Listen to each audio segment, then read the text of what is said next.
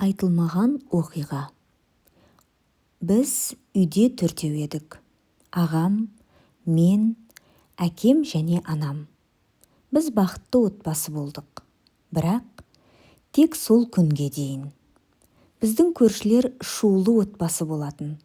Күнде ішіп келетін күйеуіне әйелінің ащы тілі араласып, айқай шу болып жататын. Бәрінен бұрын жалғыз ұлдарына обал. Қыстың күні талай далада қалып біздің үйде паналады.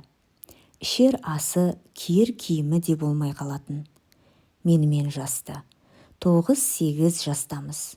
Сол кезде мәмпәси деген тас кәмпиттер хит болатын. Соны анамның сандығынан көрсетпей алып, сол балаға таситынмын. Жаным ашитын. Бір күні үйде анам екеуміз тамақ істеп жатқанбыз. Әкем жұмыстан әлі келмеген. Ағам үйге жүгіріп келді. Мама, көрші ағай әйелін тағы сабап жатыр. Жаңа қорадан балта алып бара жатқанын көрдім. Өзі мас. Анам илеп жатқан нанын тастай сала, қолын алжапқышына сүртіп жүгіре кетті.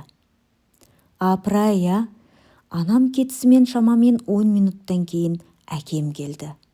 Көрші үйдің баласы сол уақытта үйге еңіреп жүгіріп кірген еді.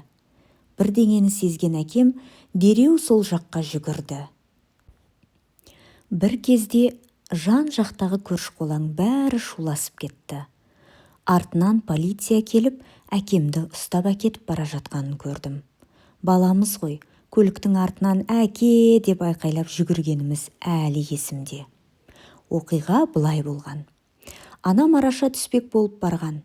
Көрші ағайдың қолындағы балтаға жармасқанда, ол мастықпен әрі ашумен анамның қара құсынан бір қояды. Шешем сол жерде тіл тартпай кетеді. Артынан әкем кіріп болған жағдайды көзімен көрген соң, ашу ызамен көршіні пышақтап тастайды. Бір күнде қос тіреуіңнен айырылу ең ауыр жаза болар бәлкім. Өмірі жоқтау естімеген бала жүрек азынанған дауыстан одан сайын қарс айырылған еді. Анасының тамағын енді жей алмайтынын, даусын ести алмайтынын білгеннен артық қайғы жоқ шығар сірә. Ең сорақысы біздің іздеушіміз болмады. Барлық туған туысқанымыз бізден бас тартты. Әкем жақ адам өлтірген адам біздің ұлы емес. Одан туғанда бізге ешкім емес деп, ат-тонын ала қашса, жалғыз нағашым өзімнің 6 балам бар, бұларды асырай алмаймын деп уәж айтты. Әкемді 15 жылға абақтыға жапқаннан кейін бізді балалар үйіне тапсырды. Сол кезде ағалық қамқорлықтың қадірін сезінген кездер еді. Ағам менен бір елі аттамады. Екеумізді екіге бөледі-ау деген қорқыныш маза бермеді. Бауырмалдықты сөйтіп сезіндім. Ерте есейдік, мықты болдық, көпті үйрендік. Сөйтіп жүріп, 18-ге толып, бірімізден кейін біріміз балалар үйінен де кеттік. Алғашында қиын болды, бірақ кейін ағам ескі ғимаратты жалға алып, өз шеберханасын ашты. Мен тігінші болдым. Түнімен, күнімен көзілмей, әр талшық жіппен әр қиқым ағашты үнемдедік. Түрлі бұйымдар, әшекей, ұлттық киім жасадық. Біртіндеп көтеріле бастадық. Жағдайымыз жақсарып пәтер алдық. Артынан көлік тағысын тағы.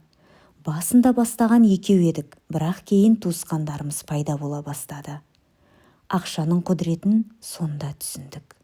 Әкеміз де түрмеден шықты. Бәрі өз орнына келді-ау деп едім.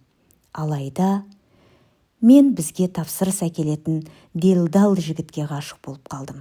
Оны алғаш көргенде жүзі сондай таныс әрі жылы көрінді. Оның үстіне сымбатты жігіт болған соң бірден ұнатып қалдым. Ол алғаш болып сөз айтты. Сөйтіп, өмірімде сезінбеген бақытты күндерім өтіп жатты. Біз бір-бірімізді құлай сүйдік. Жүріп жүргенімізге 5 жыл өткен соң ол маған тұрмысқа шығуға ұсыныс жасады. Мен келістім.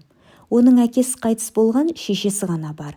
Менде керісінше, сөйтіп біз үйдегілерге ескеріп, сырға салатын күнді белгіледік.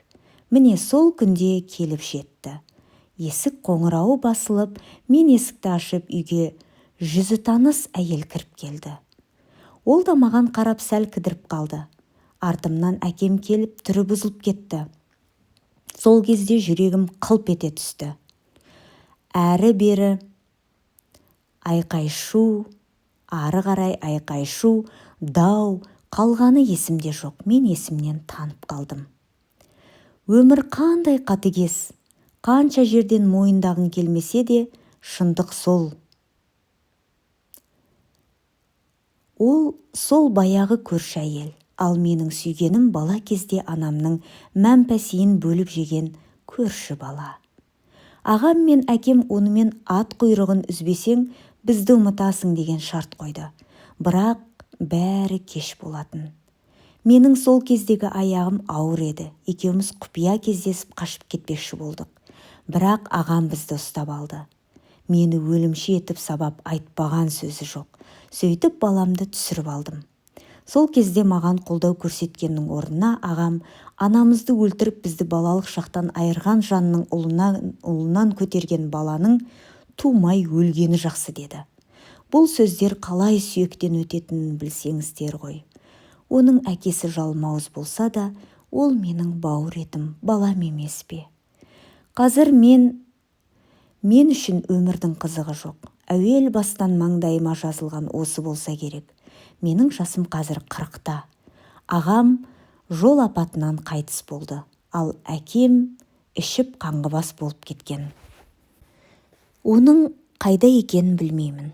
Ал бұрынғы сүйген жаным қазір отбасылы, балалы шағалы, бірақ жиі арақ ішіп үйге мас болып келеді екен. Әйеліне сүймей қосылған секілді. Мүмкін бұл өмір, мүмкін тағдыр.